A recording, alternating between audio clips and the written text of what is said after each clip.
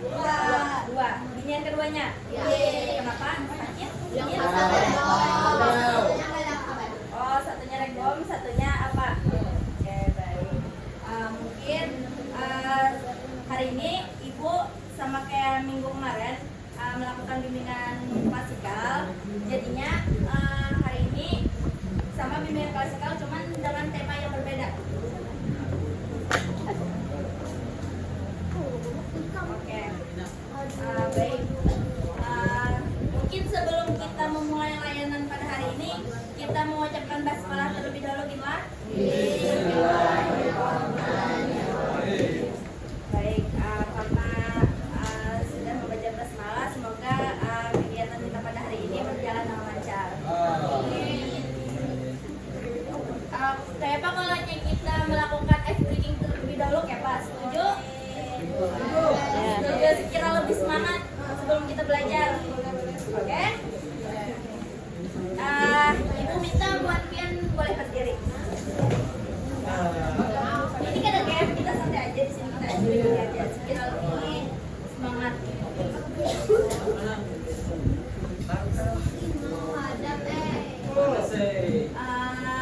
Jadi Ibu ada ice breaking, botak, batik, batuk. Jadinya kalau aja Ibu bilang botak, itu pegang kepala.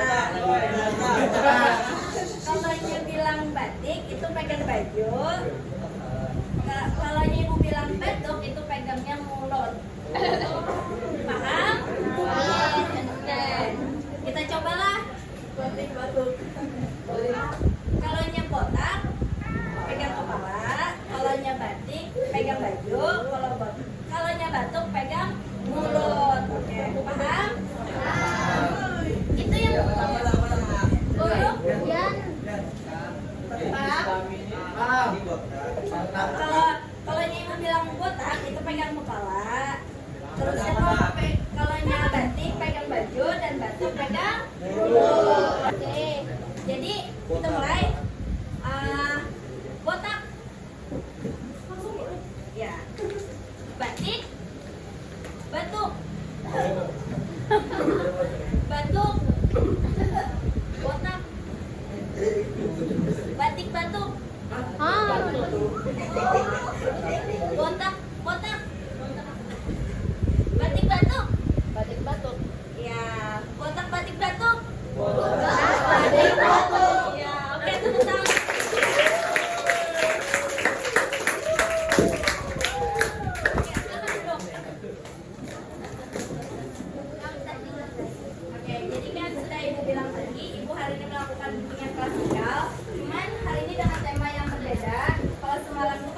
Seorang siswa. Jadi hari ini Ibu mengangkat tema cara belajar bagi siswa. Sebelumnya sudah siap untuk melakukan layanan bimbingan klasikal pada hari ini? Silakan dibuka PPT-nya. Sudah? Ada yang belum buka? Kami masuk ke kanvas. Kalau ada yang belum membukanya bisa lihat sekawan aja dulu. Oke. Jadi yang pertama itu pengertian belajar. Jadi yang mana keberhasilan seseorang itu banyak dipengaruhi oleh bagaimana cara belajar yang dilakukannya. Baik itu jadi belajar ini merupakan suatu kegiatan yang ditandai adanya perubahan sikap pada seseorang yang tidak bisa menjadi bisa. Contoh kecilnya saja waktu kita lagi balita, itu tuh kan kita belum bisa tuh kayak merangkak, berjalan, itu tuh kita belum bisa loh.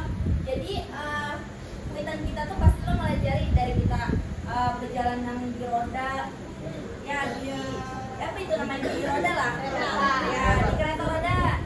Habis itu kan kalau sudah kita tuh bisa di sana. Habis itu kayaknya di tahap selanjutnya mungkin orang tua kita tuh kayak ngajarin kita tuh jalan di dinding kayak gitu. Pokoknya tahap demi tahap. Habis itu kan kalau kita sudah dimulai bisa loh. Kuitan kita tuh melajari mulai melapas kita ya. Jadi kan belajar itu tahap demi tahap loh. Yang mana tujuannya itu kita agar yang tidak bisa menjadi bisa.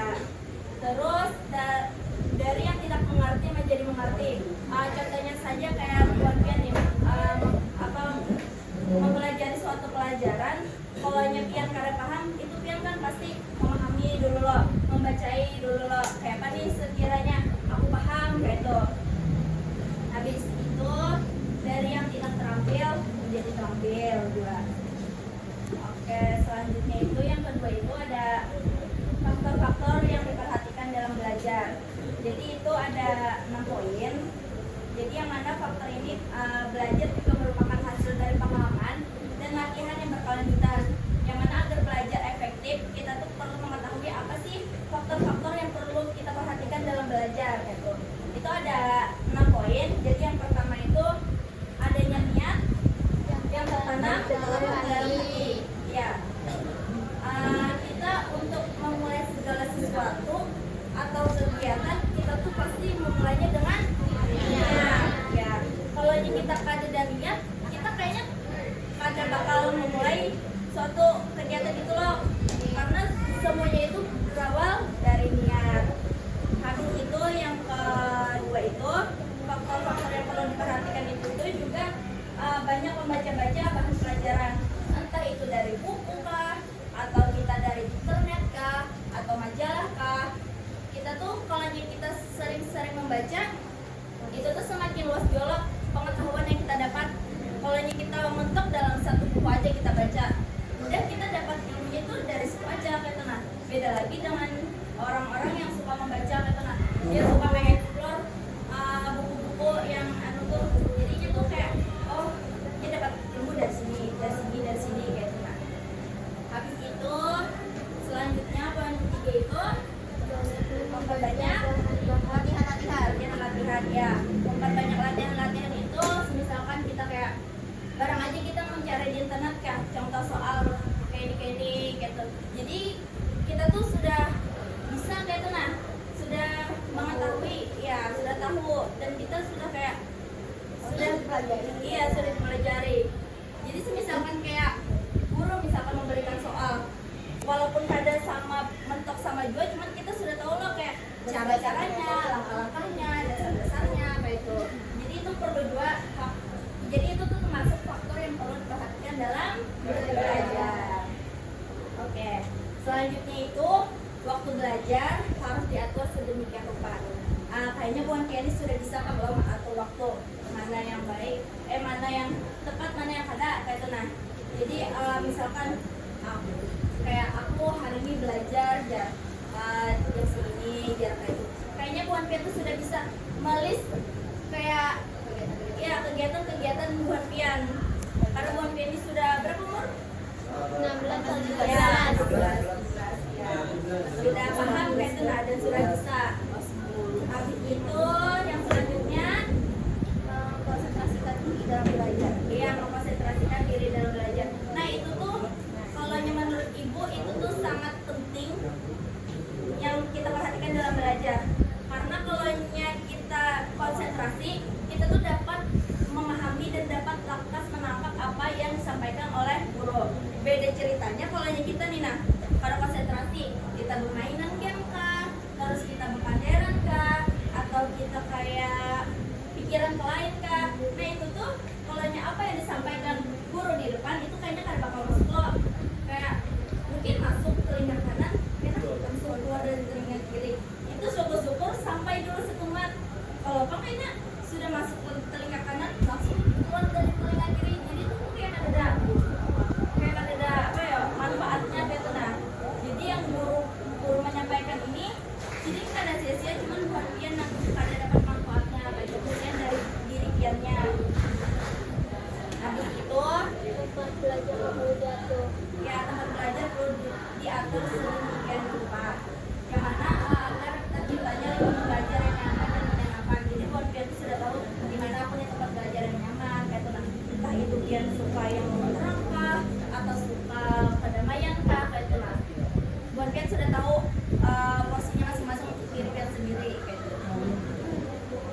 Habis itu yang ketiga itu cara belajar di sekolah. Jadi sudah yang ibu katakan kemarin di minggu yang lalu bahwa itu kan sekolah itu suatu lembaga pendidikan formal yang mana tempat berlangsungnya proses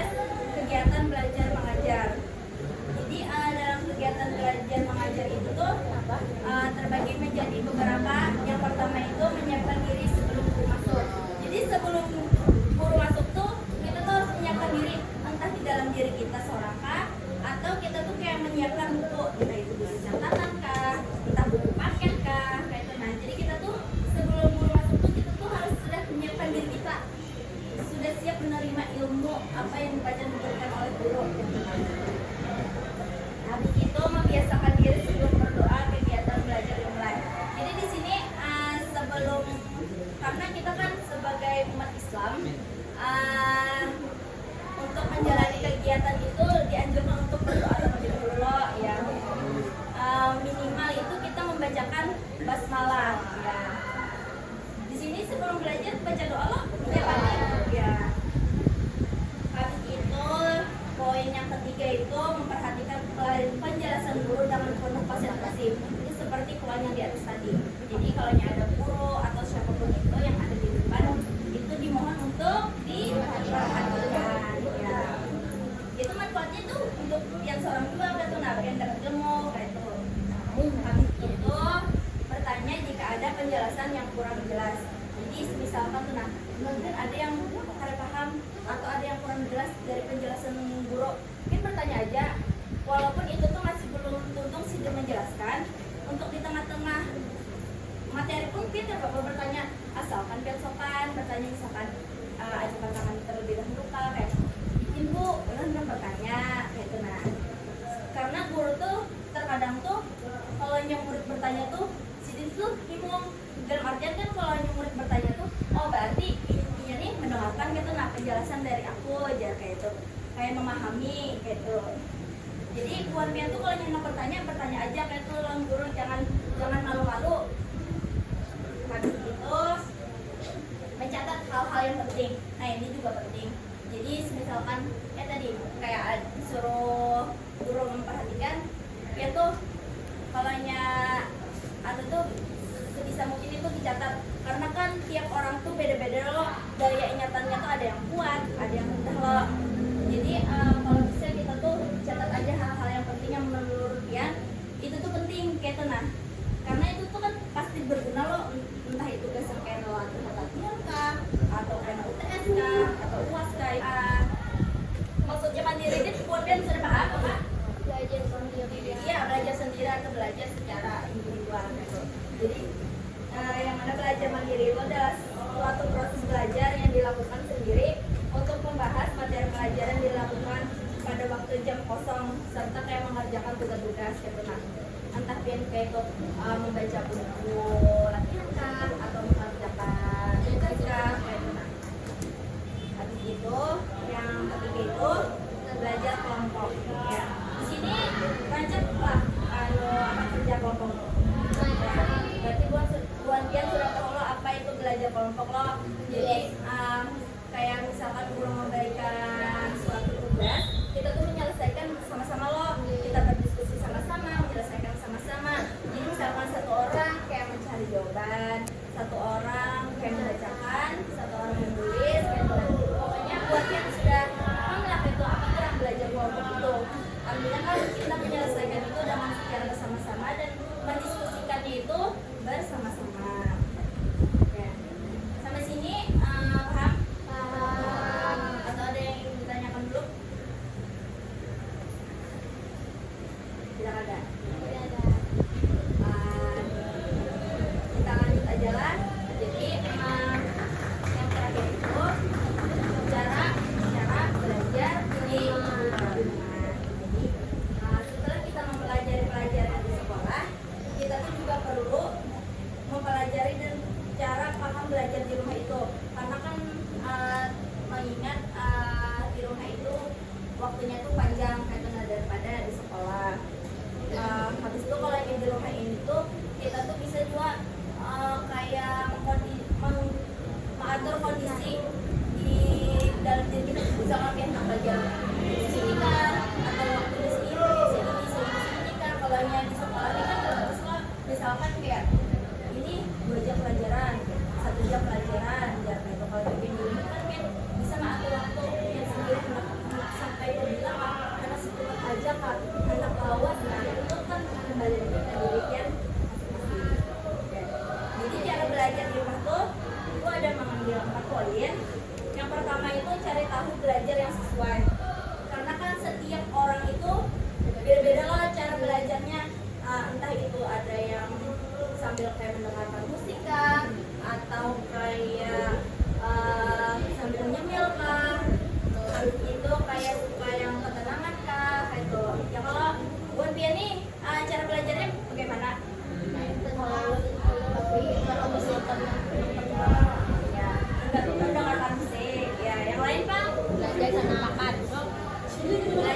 sambil makan. Ya, iya, karena memang ada orang seperti itu. Kalau latihannya kan cara belajarnya bagaimana? Santai, sambil Sambil apa? Sambil guring. Jadi siapa yang belajar? Gurunya mau banyak orang lah. Nah, itu kan beda-beda loh cara belajarnya loh. Ada yang sambil makan aja, mendengar musik ya. Oke. Habis itu yang selanjutnya itu mengatur waktu belajar.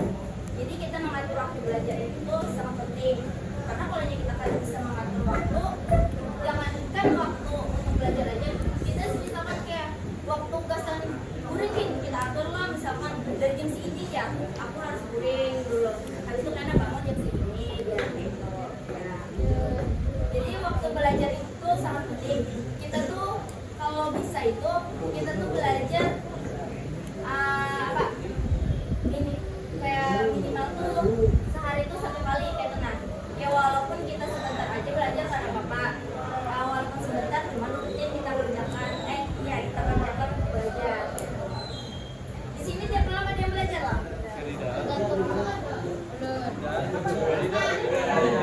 Kadang-kadang lah ya, ada yang kayak pas teman belajar, ada yang kadang mengingat mungkin kayak kondisi tubuh kayak tuh kalau lagi masuk ya pada belajar kayak tuh kalau lagi kita kadang apa nih kata cowok itu saya dulu kita belajar loh. Masya Allah tiap malam dia bangun gini. Habis itu membaca dengan baik. Ya, jadi membaca dengan baik ini bukan maksud kadang untuk belajar di rumah aja sih, kita di sekolah juga bisa kayak gitu. Misalkan kita kayak mau baca-baca di buku kita baca dulu barataan gitu loh. Habis itu karena kita ulangi lagi ini bagian pokok-pokok yang merasa kita penting gitu dan kita butuhkan, jadi kita ulangi gitu. Jadi yang mana tujuannya itu kan untuk kita mudah mengingat loh. Kalau kita membaca tuh kan jadi yang sering mengatakan kalau kita rajin-rajin membaca pengetahuan kita tuh semakin luas loh. Habis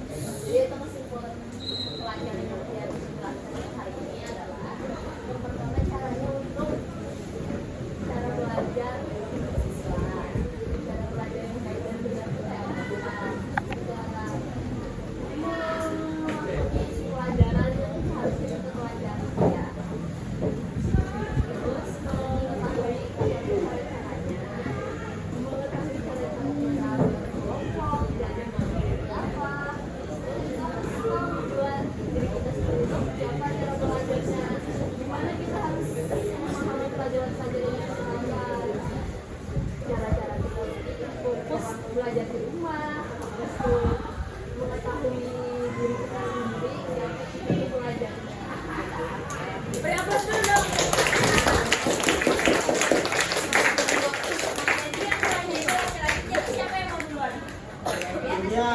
Rija. Iya. Gitu ya? Firda. Iya. Iya.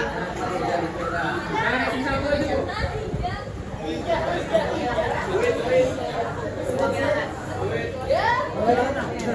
Iya, iya. Iya, maju. Masya Allah. Oke, dengarkanlah penjelasan. Baik, jadi kesimpulan yang kita dapat dari siswa dalam diagnostikkan itu adalah yang pertama itu mungkin dari seperti interaksi sosial ya.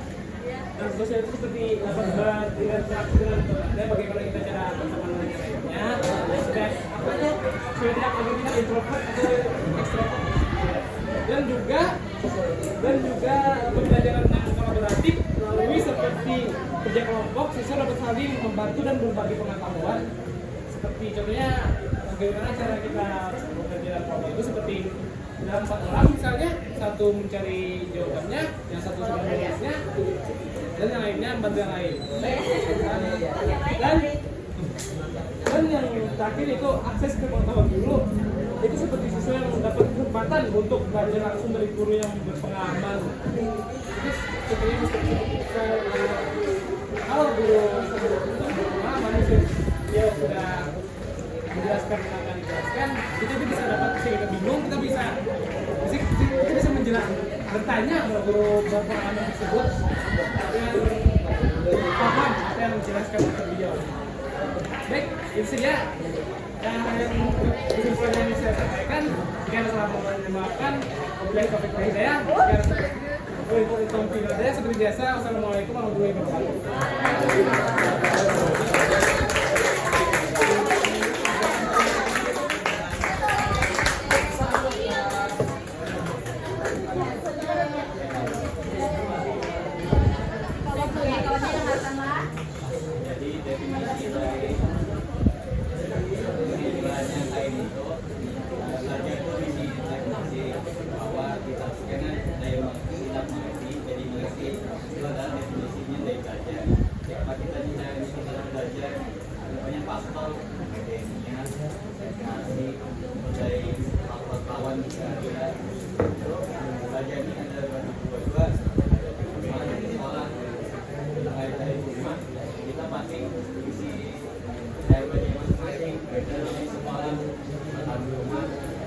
Misalnya